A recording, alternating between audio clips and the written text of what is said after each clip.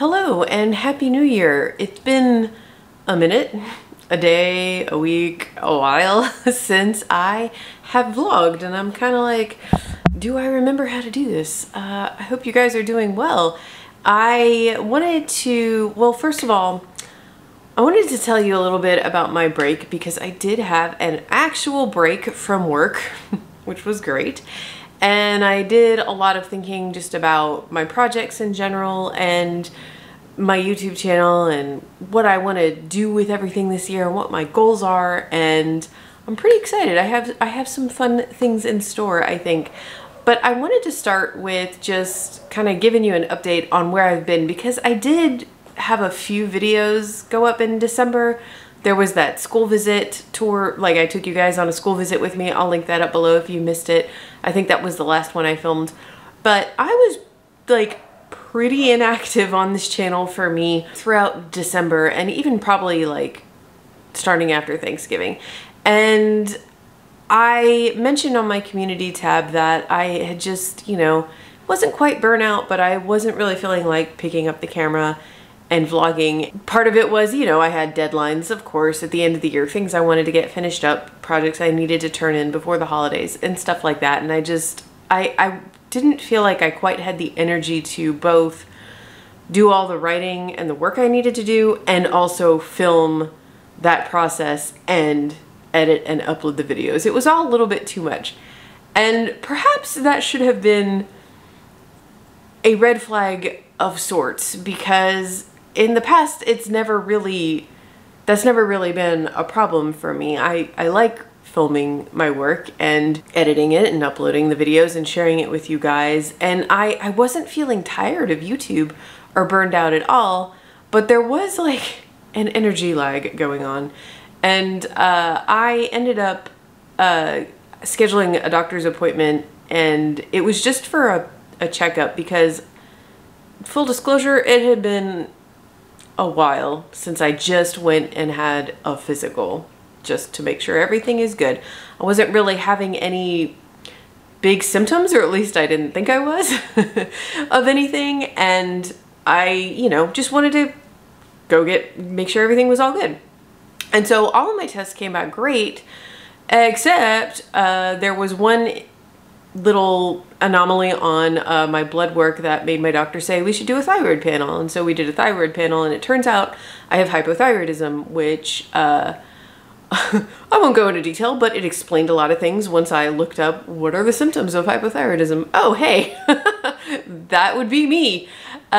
Mainly, and this is so funny because my doctor is wonderful. She was very thorough, asked me tons of questions. And one of the questions was, she asked about like things like anxiety and depression. And I was honest. I was like, I don't really feel like I'm suffering from either of those things at a abnormal level. Like, I don't have capital D depression or capital A anxiety. I experience those emotions as all people do. So, and then she asked me about focus. Do you ever have like brain fog or any really low energy days? And it was the only moment where I don't think I was completely honest, because that day I was feeling pretty good. And I basically, what I'm saying is I was like, no, I'm fine there. But that was not true, because first of all, I do have a lot of days where I wake up and I feel like I'm just completely in a haze. And it's not that I necessarily want to go back to bed or I feel like I didn't get enough sleep. It's just I have a hard time focusing on things. And I was attributing that to my allergies, because I have terrible allergies. Here in Texas specifically, like, it's always worse in this state than it is anywhere else that I have ever visited or lived. And part of that, I went to my ENT about this a few years ago. Part of that is specifically hay fever and like a reaction to ragweed pollen. And there are plenty of days where I wake up feeling a certain kind of way, and I look at my weather app because it gives you all the different pollen levels, and the ragweed pollen is super high. And there's a total correlation there. But I had started noticing, starting last summer, increasingly, that I would wake up and I would be in that haze, and I'd be like, oh man, it's gonna be an allergy day. And then I would look and the ragweed pollen level was low. And I just thought, well, that's weird. But I didn't really think to interrogate it further. And then some other things were happening that honestly I never told anyone about and didn't even fully acknowledge in my own head because I found it embarrassing.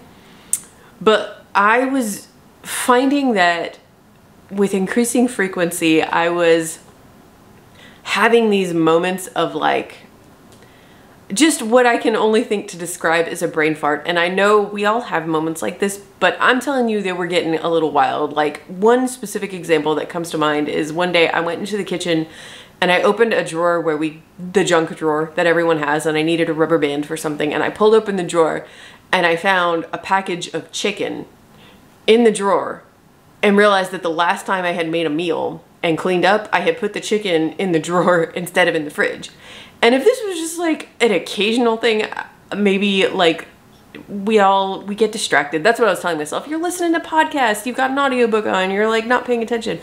But things like that were happening more and more frequently, and it was kind of embarrassing. And I thought, if I think about this too hard, I'm going to get anxious about it. So I'm just gonna pretend it's not happening. All of that is to say that brain fog is a huge symptom of hypothyroidism. And based on what my blood work told me, like it was pretty, my levels were pretty off. Like it's not, you know, the numbers were not anywhere near where they should be and like which should be considered a normal range. So it was nice to have that answer. It's always nice, right, when you get a diagnosis that's like, oh, that makes sense, and hey, there is, you know, a solution. And the solution is just this very simple medication that I take every morning.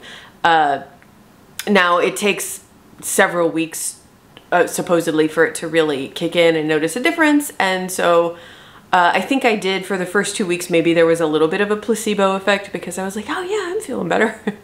And then yesterday, I wanted to film this vlog yesterday. I had everything all ready. I had the camera out, and I got up in the morning and I wanted to do my ghostwriting work first. And I was on Lisa's live stream, which was a great time, but during the live stream, I could feel that haze coming on. And by the end of it, I just felt so mentally drained. And the rest of the day, starting at like noon and just getting worse and worse throughout the evening, it was like that thing where, you know, say you open a drawer or a cabinet, or you open a new tab on your computer and suddenly you're like, wait, why did I do this? That happening like 2 to 3 times a minute, and then having to sit there and be like, okay, wait, hang on. What was I about to do? Oh, it was this. It's exhausting. It was so exhausting. And I was like, it's one of those days, apparently. I'm just gonna have to be patient with this.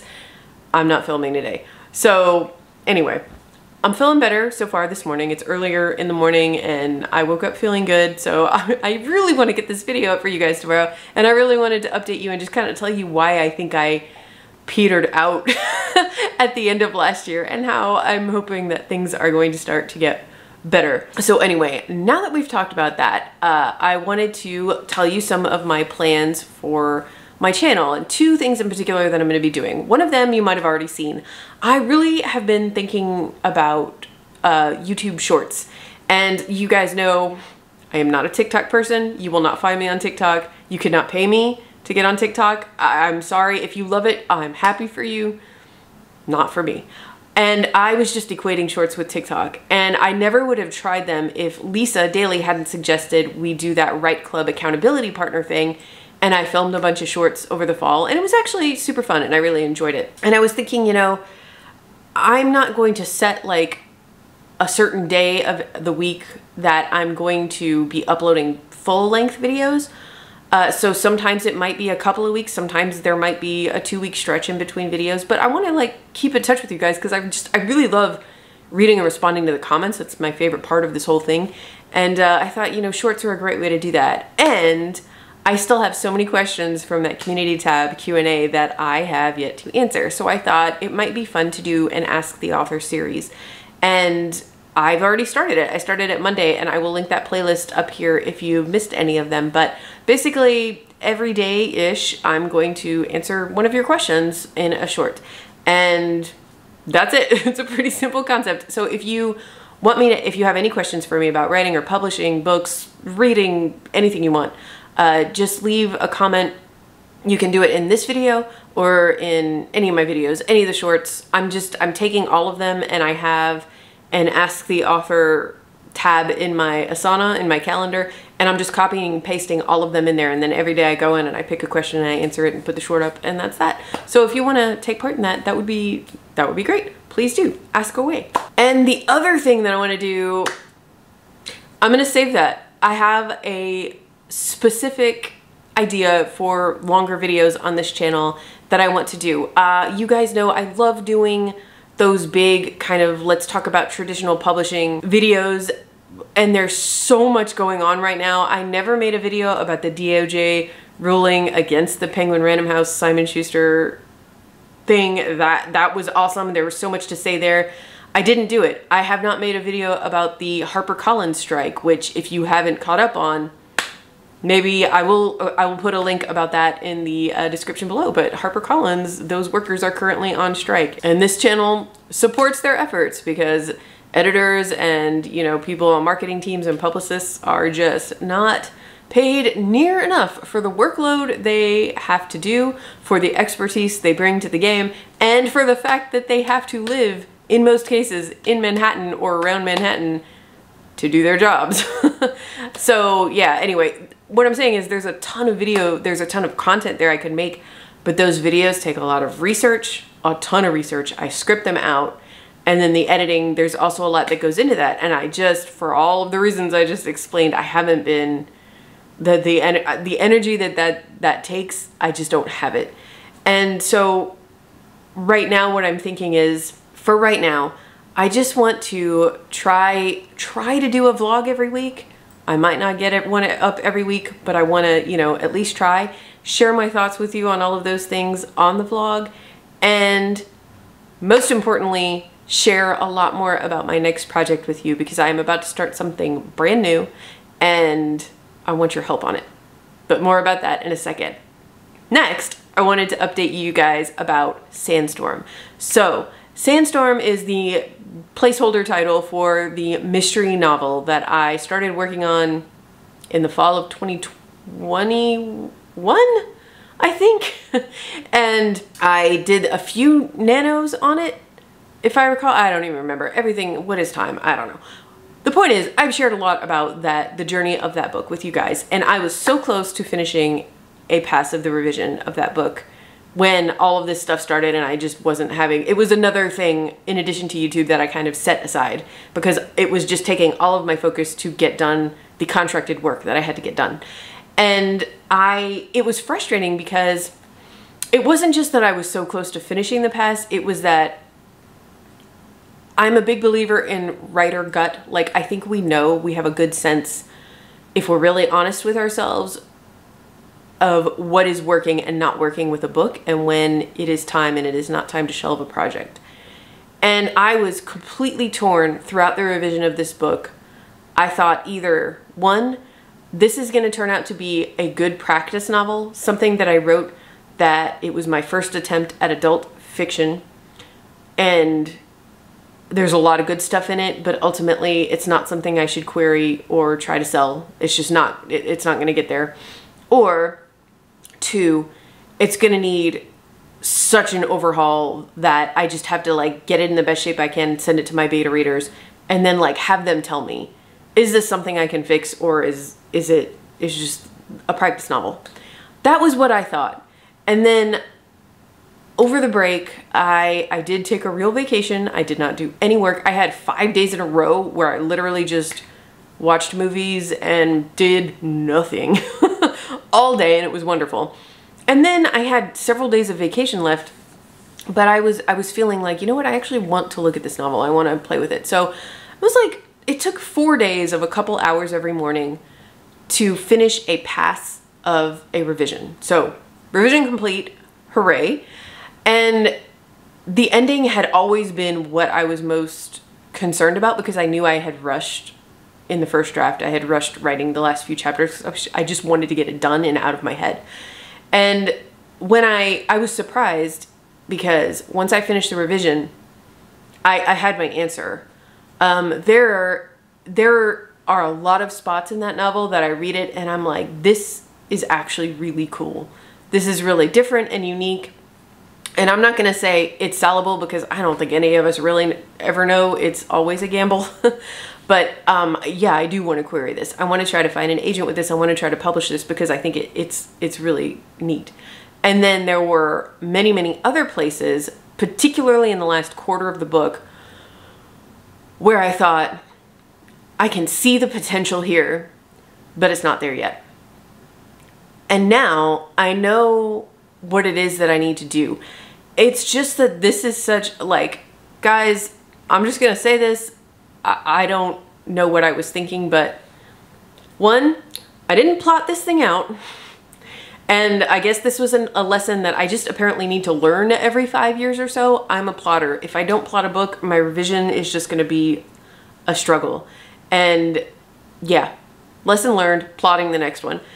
Two, in particular, why would I ever choose not to plot out a mystery novel with 11 POVs? 11. Some of them only appear, like there's maybe 2 or 3 characters where they only get like 1 or 2 chapters. And there's definitely a few characters, one in particular, who gets the majority of the chapters. So it's not like it's an even split. But my point is, I took all of these people and put them in this house together, and this whole thing takes place in a 24-hour period. And I don't know, I should have plotted that. That is not a thing I should pants. And so the thing is, I know everything that happened, and there's no big structural plot. It's not like I need to rewrite this thing. It's just that when I get to the end, it's like this cascading realization of, oh, I didn't resolve this thread. I didn't answer that question. I set this up and it's not resolved. Or I had this big reveal and I still just didn't build it up enough throughout the book so that it doesn't have the impact that it should.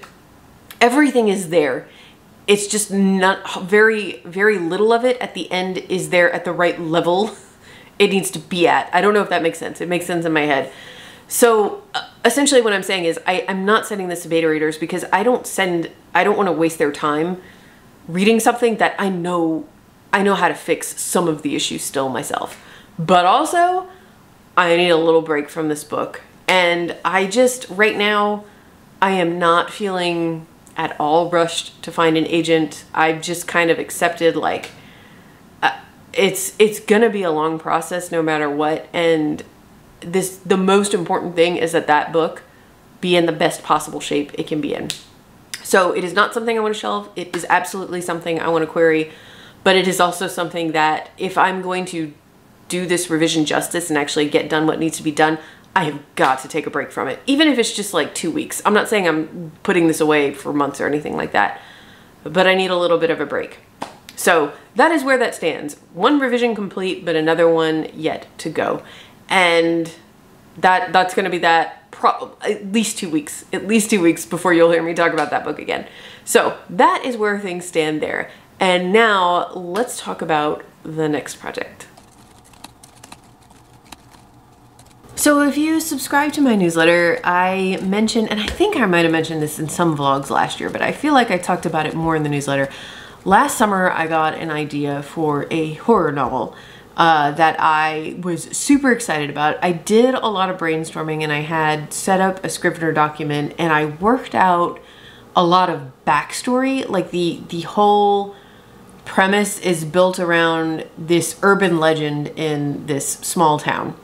And I worked out all of the backstory. I know, and I worked out who the characters are, and I feel like I know them. I think about them a lot.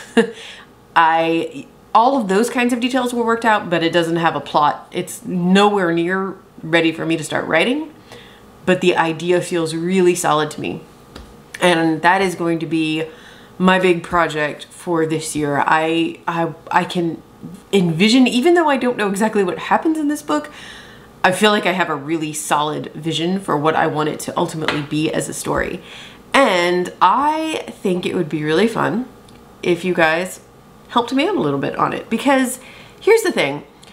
It can be tricky to vlog about writing because we don't want to share anything that gets into spoiler territory.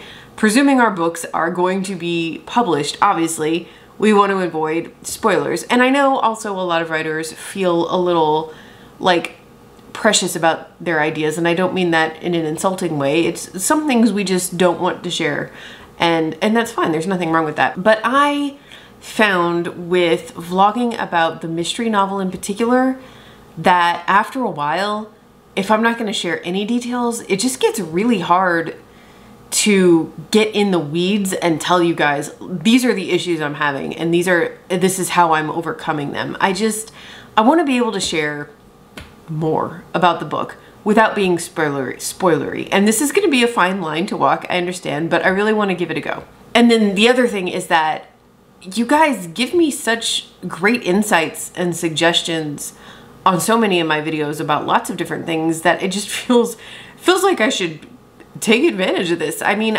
you guys know that I love brainstorming ideas, whether it's my own ideas or other people's ideas with them. My favorite part of my job as a developmental editor at this book packager is the team meetings where we like take an idea and like toss other ideas around and develop it together. My favorite part of the ghostwriting process is the developmental stage with the client where we take their idea and we grow it together. My favorite part of being a book coach, all of it. I really, really love, I guess what people would call writing by committee, kind of. I like it. I don't think it's necessarily a bad thing. If I were gonna write, if I were gonna do anything other than write books, I would wanna write for a TV show, because the idea of a writer's room where writers are all sitting around on the table and pitching ideas for the next episode just sounds like the most fun to me. I mean, I don't know, it's just so appealing. So why not, if I share more about this idea, you guys could, if you want to, give me even more input and insight and kind of help me figure out what I'm doing with this thing. So I am not going to dump everything that I've worked on in this one video, because honestly, I mean, of course I don't want to share everything.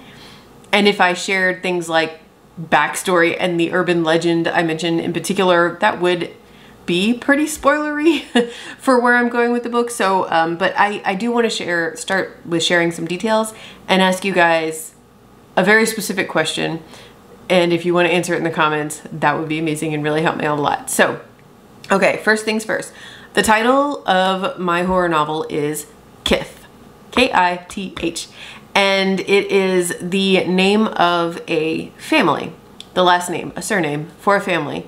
It is set in a rural Texas town that is kind of halfway through a suburban renewal. And it is 100% based on Flower Mound, Texas, which is where I grew up. I moved there from New Orleans when I was 12 and I went to high school there. And when I moved there, it was literally like 50% kind of farmlands and houses spread out on open acres, and half suburbs with newer houses, and like things were being opened. Like the Kroger was built at the year we moved there, and you know, they got a Baskin Robbins and now it's like a full-blown giant suburb now here in 2003. I'm talking about back in the 90s. So, and then that's the other thing. This book is set in the fall of 1995. Now, I want to say this. This is not a middle grade novel. This is adult horror. And what I'm about to say, I feel like particularly comes up with middle grade, but I think it holds true for any genre. Something that comes up when I talk to clients a lot is it self-indulgent to set a book during a time period simply because of your own memories there?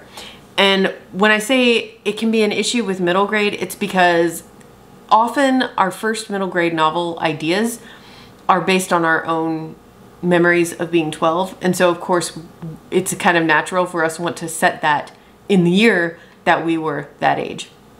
And I'm not saying that's a bad thing at all, but honestly, yes, it can be self-indulgent in that you have to think about your audience and is that going to be interesting to them. My personal belief is if you're going to set a novel in a time period that is not the present day, it has to serve the story in some way. Maybe it's because, you know, you're basing it around some event that happened then, or it could be a lot of different reasons, but I think it has to be more than just, well, that's when I was 18, or that's, you know what I mean? And it certainly can't be for any reasons like, well, it's a mystery novel and if they all have smartphones and Google in their pockets, they can solve it really fast. Like, that's not a good reason to set a novel in, you know, make it a historical novel, because I guess now the 90s are historical, which, let's not think about that too hard. All of that is to say, I was not planning on setting that in the 90s until I realized my horror concept, the thing, the element in this book that is horror, and what it is an analogy for, or a metaphor for. and that's when I realized that this book, this particular story, has to be set in the fall of 1995 specifically. I have a very, very solid reason for setting it in that time period. And that is a blast for me because I was 15 at the time, and while my main, this is going to be a multi-POV novel, and while my main character is in her late 30s, I think, one of the other POV characters is going to be that 15-year-old girl, and she is not going to be me per se, but she might be closer to me than any character I've ever written. I'm looking forward to writing her scenes. We'll just leave it at that. But anyway, fall of 1995. Now, so I mentioned that the name, or the title of the novel, Kith, is the surname of this particular family. This family is like kind of the quintessential perfect nuclear family. You know, a mother, a father, a teenage son, and a teenage daughter. And they live in a very nice house that's kind of set out. They have some land, okay? And none of them are the POV characters of this book, but all of the POV characters are in some way connected to one of the four of them, and that is how we get to know this family. So for example, the teenage girl I mentioned, her name is Erin. She is becoming friends with the teenage girl who is part of the Kith family. All of the POV characters are in this family's orbit, but we do not get in the heads of any of those family members. Still though, they are at the center of the story. So that's the title and that's the reason why. Now, as for the premise, I mentioned that there was an urban legend. When back in Flower Mound, I mean, I'm assuming this is still a thing. I remember in high school, the urban legend that we all talked about was, it was called Hangman's Bridge. And there are many different stories as to why it was called Hangman's Bridge and what exactly happened there and who hung themselves off the bridge. But I have a memory of going out there with some friends, I'm pretty sure on Halloween, as you do when you're a dumb teenager and you think that kind of stuff is cool and fun. And I don't know, I feel like one of the things that initially drew me to this idea last summer when it was in its very early stages was just small Texas town, urban legend of some sort. And like I said, I spent weeks developing this urban legend, and now it's like this full-blown backstory. And so the only thing I want to share about it right now is that it involves a young boy who grew up during the Dust Bowl. And if you don't know, back then, dying of dust pneumonia was a very, very regular occurrence because people were just breathing in so much dust. And this town, by the way, I don't think I said this, but this town, it's a fictional town. It is not actually set like geographically where Flower Mound is, which is like pretty close to Dallas. This is closer to the Panhandle, so this town back in the 30s would have been greatly affected by the Dust Bowl, but it's a completely fictional town. The urban legend involves a young boy who grew up in this town in the 30s during the Dust Bowl, and his entire family caught dust pneumonia, and one of them died every Sunday for 6 Sundays in a row. And there's like this whole, I kind of wrote, I have to go back and look at it to see if it's any good, I don't remember, but I was working on a kind of like song about the 6 Sundays in a row. I don't know how far I got with it, and again, I don't know if I'm gonna keep that or make the urban legend more of a story than a song. I haven't decided yet, but anyway, that is important, and the reason I'm telling you that is because I know that the structure of this book is going to be that it takes place over the course of 6 weeks. And I'm dividing the 6 parts up so that each of them culminates in another Sunday. Because what happens at the start of this book is that as this town is going, there's a lot of construction going on, new grocery stores, like probably a Walmart or something being built. The first Sunday, there is a blackout, a full town-wide blackout, and nobody knows why. And then the power comes back, and there's just no explanation. And then a week later, it happens again on Sunday at exactly the same time. And then by the 3rd Sunday, when it happens again, people are like connecting it to this urban legend. Obviously, a lot of other stuff is going on, and that's part of the core mystery of the book, is why these blackouts are happening. So I've structured the book in 6 parts, and it's 6 Sundays. With each part, I think I'll start, like, part 1 is going to start on the 1st Sunday, and then part 2 will start on the 2nd Sunday. That's probably how it's going to be. So each part will start on a Sunday where this blackout is happening and things are increasingly getting weirder. See, this is what I mean when I say it's going to be hard to walk that line of how much do I share, because there's so much more I know, but I don't want to dump all the details on you guys just yet. So I hope all of that made sense. And now the question I have for you is this, and this is going to be a fun one, especially if you're, you know, old enough that you were alive during the 90s. But even if not, I would like your opinion. What kinds of details about the 90s do you remember and would you want to include if you were writing a story like this? So I'm going to tell you the biggest one for me is X-Files. Last summer I was so into this idea that I started rewatching the entire X-Files series. It's all up on Hulu. And I'm particularly interested in season 3 because season 3 would have been airing right at the start of the fall of '95, which is when my book is set. That is not why I'm setting it during the fall of '95. I just happened to look this up once I decided the reason I needed to be set during this time. And so when I rewatched it, I was particularly paying attention to the end of season 2.